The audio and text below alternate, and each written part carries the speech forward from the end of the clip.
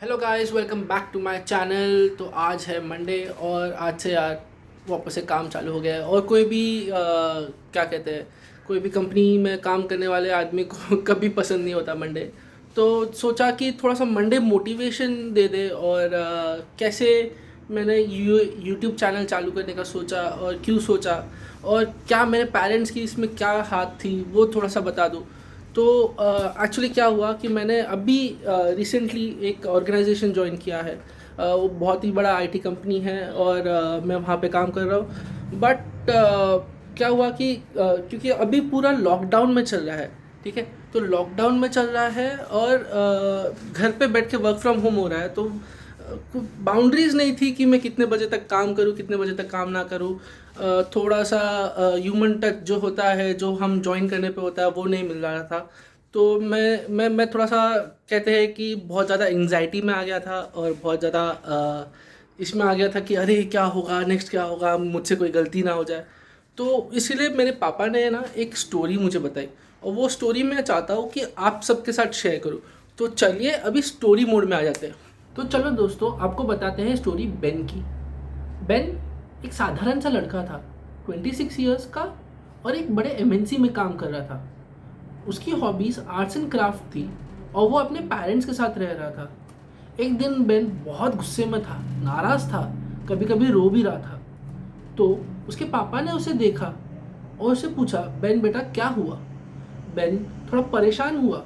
फिर उसने अपने पापा के साथ ओपन अप होना चालू हो गया।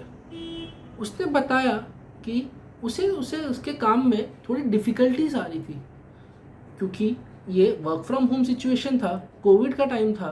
तो सारा डिजिटल वर्क हो रहा था और उसे एक स्क्रीन के साथ बात करने में दिक्कतें आ रही थी। ह्यूमन टच नहीं था कोई भी। उसे अपने फीलिंग्स या अपने काम के बारे में किसी से बात करने में थोड़ी सी दिक्कत आने लगी। वो उस काम से फिर हैप्पी नहीं था।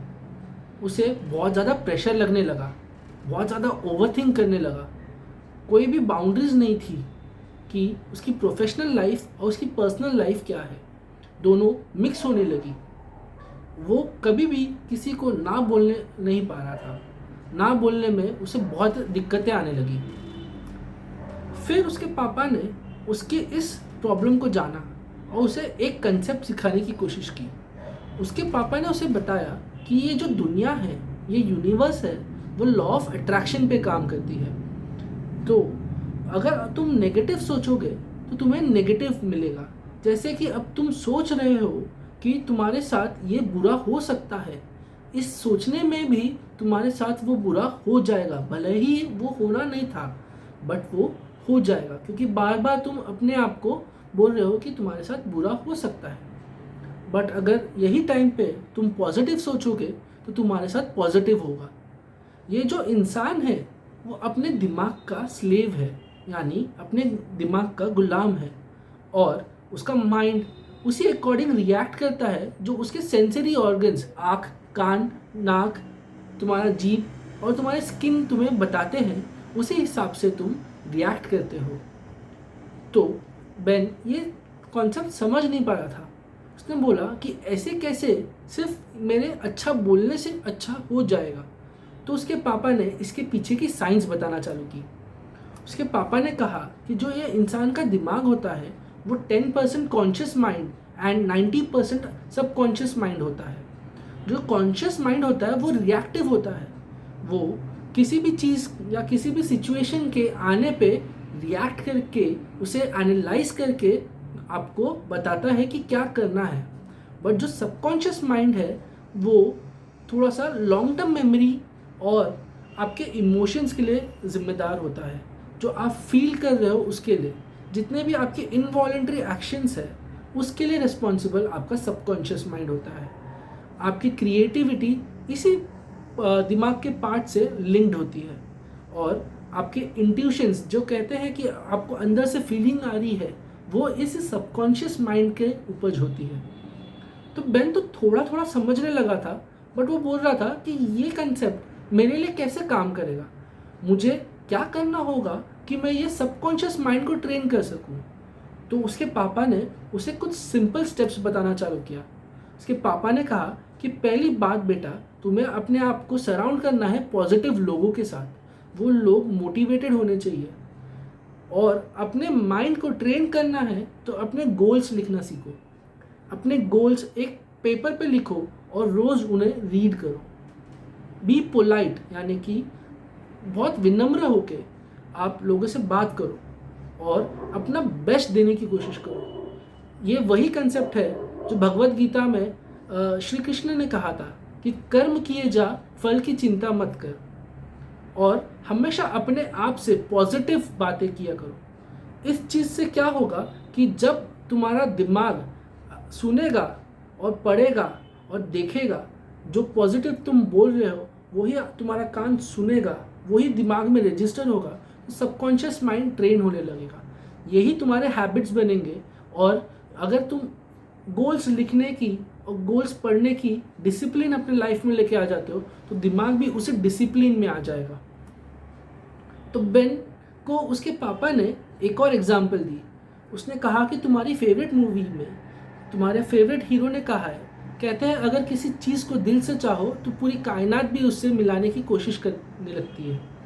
तो इसी कंसेप्ट बेस्ड है ये डायलॉग कि अगर आप पॉजिटिव सोचेंगे, उसके बारे में दिल लगा के अपनी शिद्दत से उसके ऊपर काम करेंगे तो पॉजिटिव आउटकम ही आएगा, क्योंकि आपके दिमाग ने उस चीज़ को रजिस्टर कर लिया है, उस पॉजिटिव नोट को, उस गोल को रजिस्टर कर लिया है, और अब आपके दिमाग को आपके सेंसरी ऑर्गन्स के थ्रू वो सारे चीज़ें दिखने लगेंगी, वो सारे अपॉर्चुनिटीज़ दिखने लगेंगी जो आप पहले मिस कर जाते थे। तो इस कायनात में सारी चीज़ें, इस दुनिया में, यूनिवर्स में सारी चीज़ें ऑलरेडी प्रेजेंट है, बस नज़रिए का फ़र्क है। आप एक बार ब्लॉक होके बिना चश्मों के देख रहे थे और अब आपने अपने आप को ट्रेन कर लिया कि चश्मा पहन के प्रॉपर कैसे देखना है। तो यही कंसेप्ट है इसके पीछे। इसके बाद से बेन ने अपनी लाइफ चेंज करना चालू की। उसने अपने सारे गोल्स लिखे और उन गोल्स को रोज़ पढ़ने लगा, और धीरे धीरे उसका मेंटल स्टेटस भी चेंज होने लगा और वो ओवरथिंक करना बंद कर दिया। तो गाइस, यही थी स्टोरी बेन की। मैं चाहता हूँ कि आप भी इस स्टोरी से कुछ सीखिए और अपने लाइफ में इम्प्लीमेंट कीजिए। चलिए वापस नॉर्मल व्लॉगिंग मोड। तो गाइस, आपने देखा कैसे बेन ने अपनी लाइफ चेंज की। एक्चुअली ये स्टोरी मेरे पापा ने मुझे बताई थी, यही कुछ दिनों पहले उन्होंने बताई थी, और मैंने यही चीज़ अपने लाइफ में इम्प्लीमेंट की। आज मैं क्या करने वाला हूँ, आज वही गोल्स में वापस लिखने वाला हूँ एक पेपर पे, और रोज़ रीड करूँगा उन्हें। आप भी अपने गोल्स लिखिए, उन्हें रीड कीजिए, अपनी लाइफ में चेंजेस लाइए।